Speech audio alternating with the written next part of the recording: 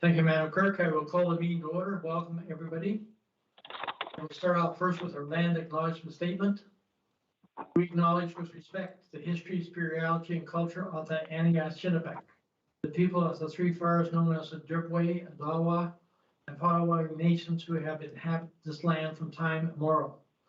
And further give thanks to the Chippewa Saugeen, the Chippewa Nawas, now known as Saugeen Ojibwe Nation, as the traditional keepers of this land. We also recognize the Métis and Inuit whose ancestors shared this land and these waters. May we all, as treaty people, live with respect on this land and live in peace and friendship with all its diverse people. So moving on the agenda, we have nothing to add on here today. Please speak up if you have anything, Barry or I have no additional items for new business. No, neither do I. Okay, the recommendation is that the agenda be approved as presented. It's moved by Barry, second by Peter. Is there any discussion of motion before us? No. See none, please indicate by voice, are you in favor of the motion? Yes. Favor? Thank you.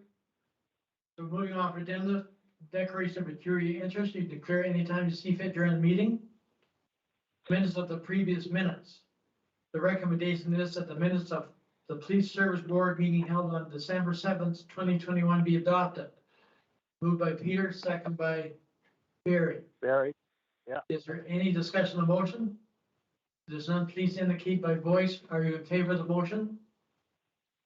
In favor. Favor? Okay, thank you.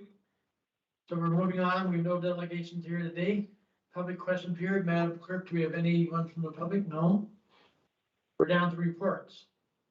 And I would like to welcome Staff Sergeant Wilcox. Your recipient for Deborah Anderson, our commander, I believe. Yes, that's correct. Acting Inspector Anderson sends her regrets. She wasn't able to attend today. Thank you, sir. Well, please go ahead with the report. No problem.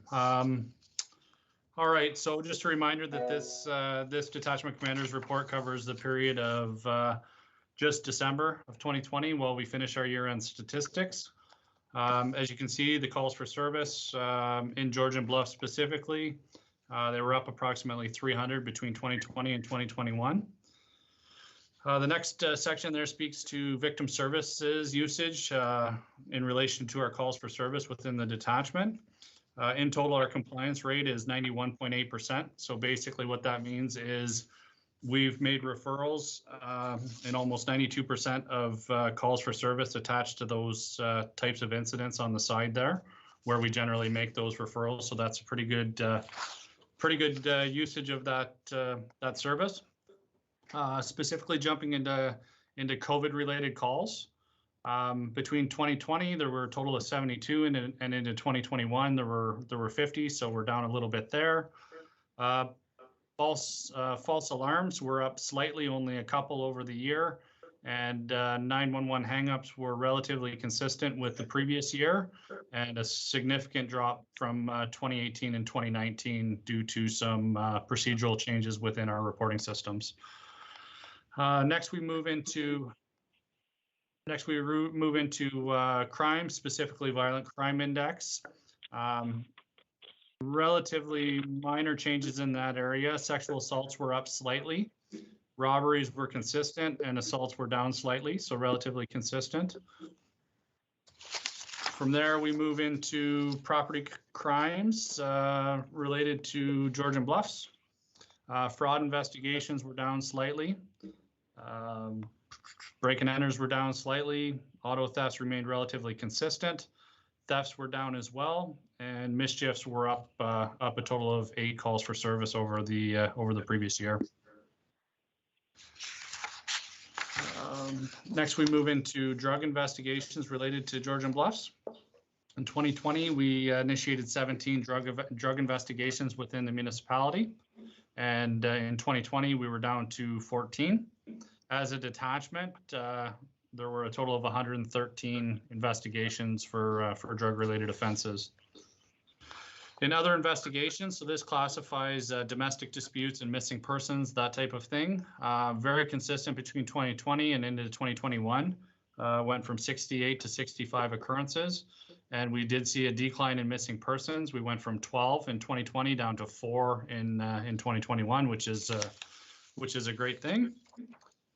Moving into our reports from our specialty units at detachment. First, we have the crime unit report. The Grey Bruce Crime Unit, which consists of 6 detectives, led by a detective sergeant, assisted or managed 47 benchmark occurrences from November 1st to December 31st, 2021. This included 20 sudden death investigations, one of which was an opiate overdose, 12 sexual assaults, as well as 2 fraud investigations. One was a senior lottery scam and one was a Bitcoin online fraud. This unit is also assisting other major crime units with investigations and statements and providing guidance to uniformed personnel on criminal investigations that we investigate on a daily basis. The Grey Bruce Major Crime Unit continues to follow up on leads, prepare for court, and investigate several ongoing homicides which fall under the direction of the OPP Criminal Investigations Branch. More specifically, these investigations are the Sprung homicide. The preliminary inquiry is being completed for first-degree murder. The Solomon homicide is currently set as court pending. The Jackson attempt murder in North Bruce Peninsula remains ongoing. And the Chisler homicide, they've arrested a male for second-degree murder. All national and Ontario sex offenders, hate crime, extremism investigations, and high risk to reoffend offenders and high risk domestic violence offenders continue to be managed by the Grey Bruce County Crime Unit, so they continue to monitor those situations. Moving into the Community Crime Unit. Highlights, so they were following up on community complaints of drug trafficking in the Lincoln Park Trailer Park. Members of the Community Street Crime Unit began an investigation into the noted persons who were spoiling an otherwise elderly law-abiding community in Georgian Bluffs. On the 25th of November at 6:31 a.m., members of the Street Crime Unit, assisted by the Huron-Perth Street Crime Unit and the West Region Emergency Response Team, executed a Controlled Drugs and Substances Act search warrant at 119 Sussex Square in Georgian Bluffs. As a result of the execution of that warrant, 3 people were taken into custody without incident and found to be in possession of a small amount of drugs. A 4th suspect was located driving by the residence during the search warrant execution. This person was arrested and the vehicle was seized pending the authorization of an additional warrant for that vehicle. On December 7th, they executed a search warrant on that vehicle. A search of the vehicle resulted in the seizure of over 110 grams of cocaine and a small amount of methamphetamine with an estimated street value of over $11,000. The concealed location and overall weight of the bulk of the drugs indicated that the 4th suspect was returning home after being resupplied when they were located and arrested. So that was a very, very successful investigation. Moving into a year in review. Year in review showing some of the success of our Community Street Crime Unit.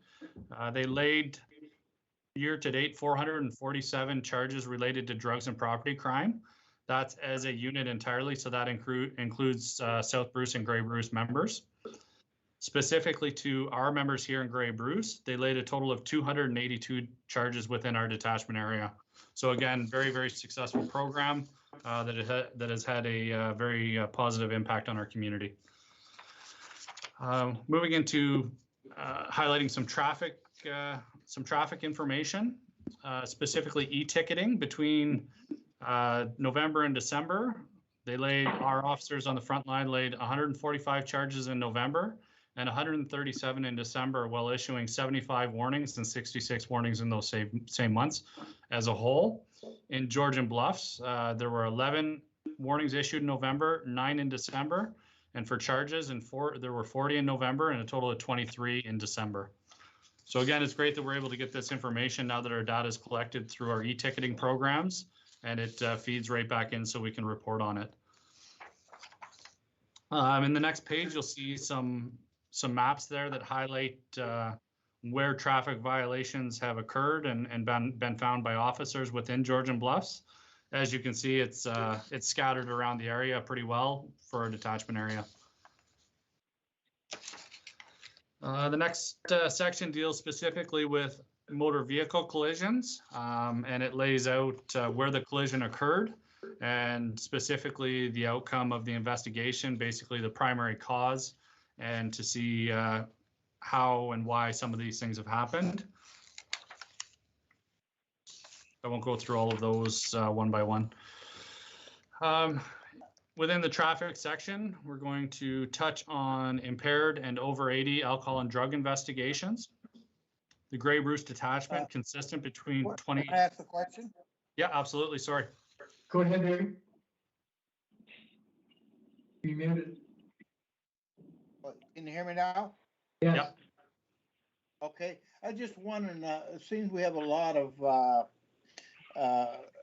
speeding on the roads. Is there any way of, like when you go down through that report, see a lot of speeding, driving too fast for road conditions and that?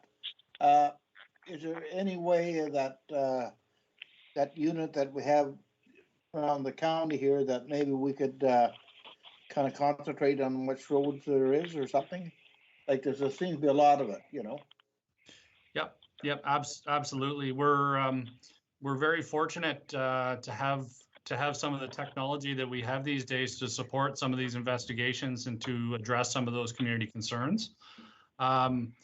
We do have the Black Cat speed detection devices. I'm sure Acting Inspector Anderson has discussed those in the past.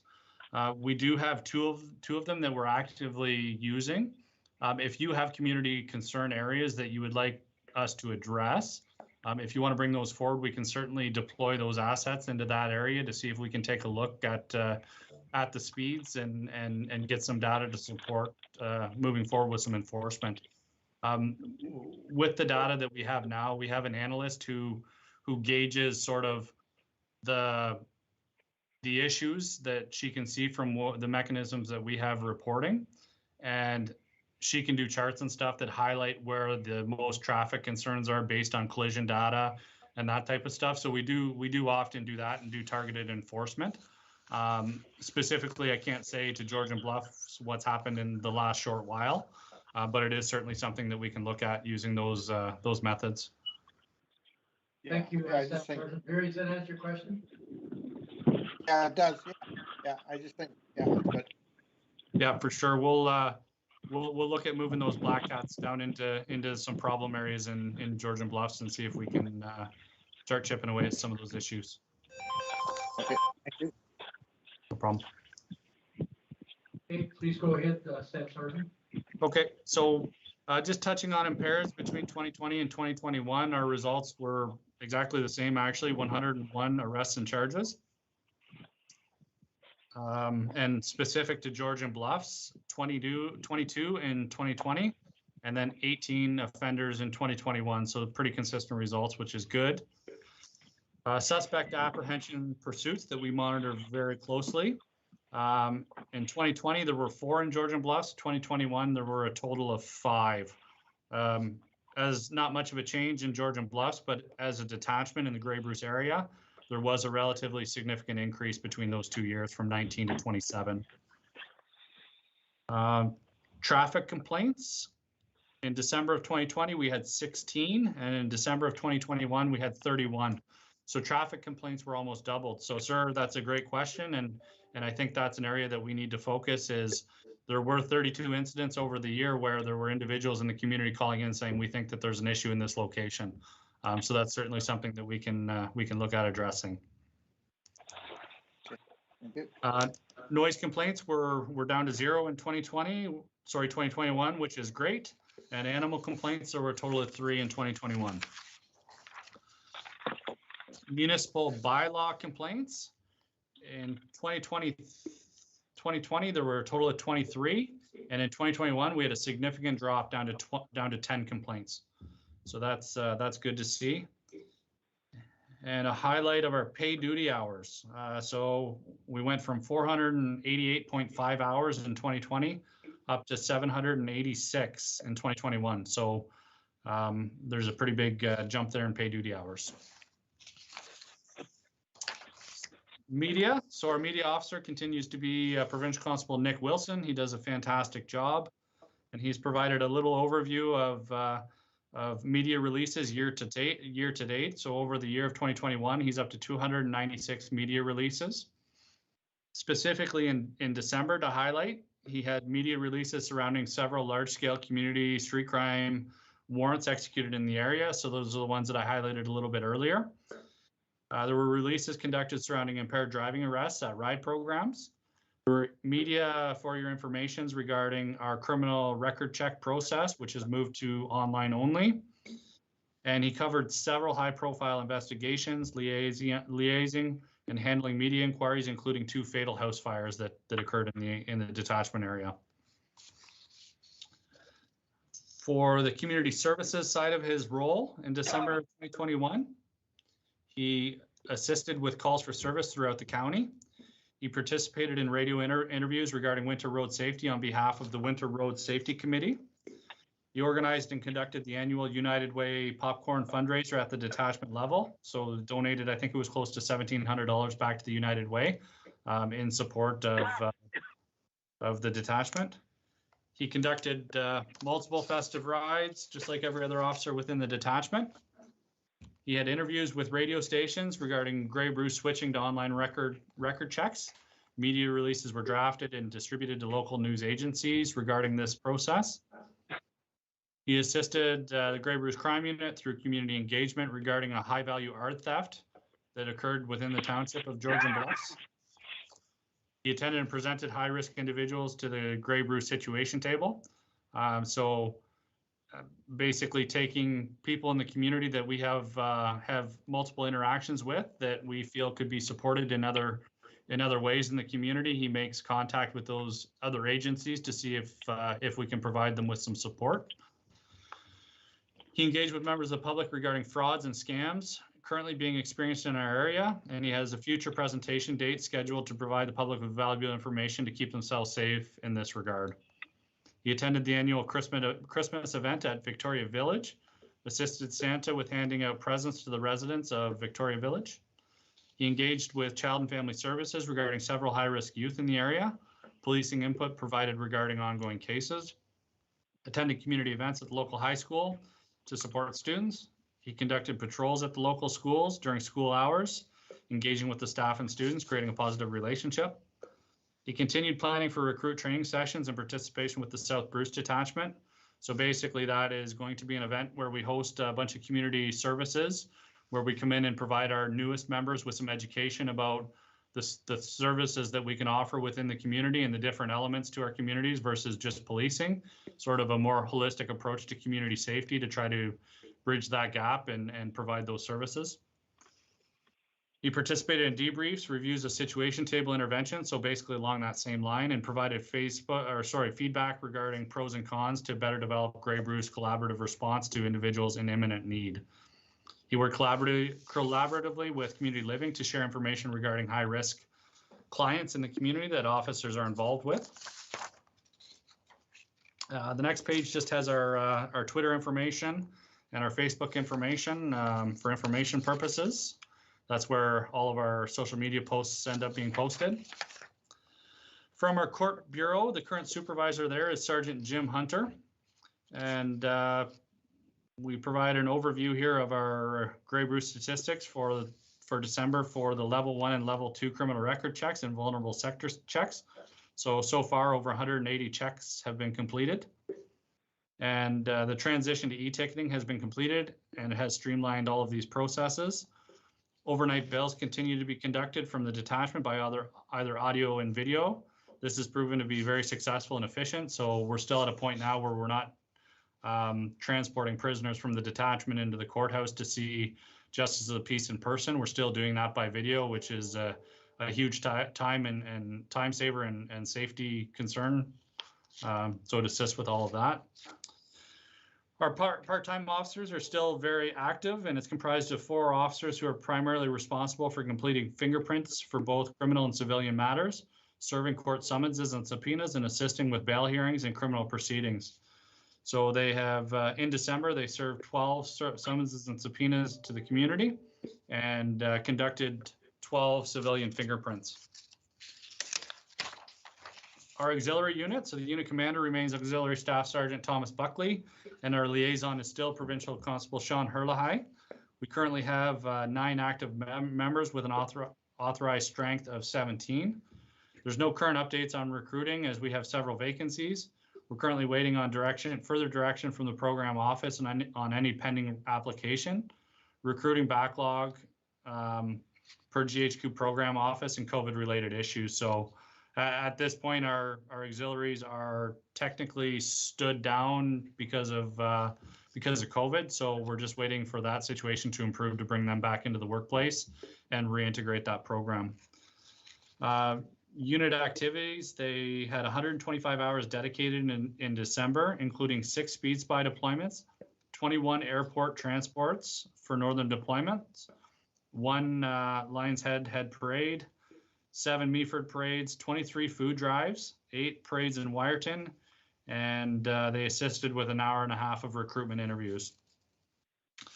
The next section touches on noteworthy, where one of our officers, PC Cowan Peltier, has been praised by a citizen regarding his patience, professionalism, and overall care in a very dynamic situation. This is a situation where the officer was involved in an investigation, and the community member that was involved actually reached out to the detachment to tell us how great of a job he did.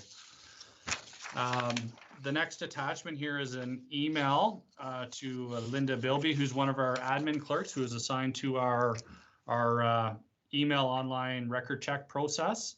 And it's basically just an email praising her for the great job that she's doing and the efficiency that this community member saw in the program, saving her a trip into the detachment to drop the stuff off.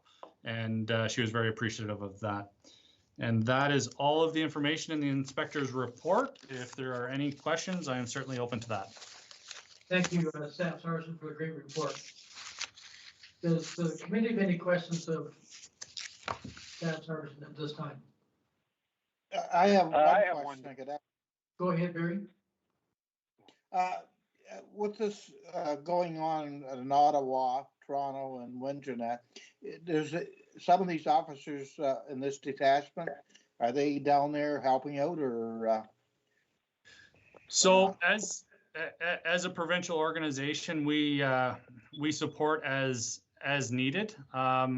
We have been requested to support. It's a very limited support at this point. So basically, we're just assessing that need as we go. So is there a likelihood that our officers will be deployed there? It's hard to say, depending on what happens in the next day or 2 or week. And basically, we just play it day by day. And if the request comes in, we're certainly going to do our part to help out. Okay, thank you. Yep. Peter, since I can't see you, do you have any questions of Staff Sergeant? I was going to ask a similar question, other than you pretty much answered it. So you really haven't been impacted too much with personnel issues so far, but you provincially support, so you'll wait and see where the situation goes. Yeah, that's right. It's a monitoring situation. I mean, obviously the province is very involved in those conversations to some degree. I don't know exactly what, but we just monitor, and if the requests come, then we support as needed. Thank you. Thank you, Staff Sergeant. Before anyone else asks a question, Staff Sergeant, I would like to put you right on the spot. And certainly you probably can't answer, but I'm going to ask it anyway.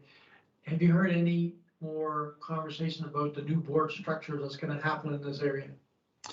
You know what, I know that question is a hot button topic that we're all very anxious to get some information on, and I can say us included. We have no information at this point about date, timing, composition, or anything along those lines. So I'm assuming we'll probably all find out around the same time. Thank you, Staff Sergeant. I sort of expected that, but I thought I'd ask a question. Yep.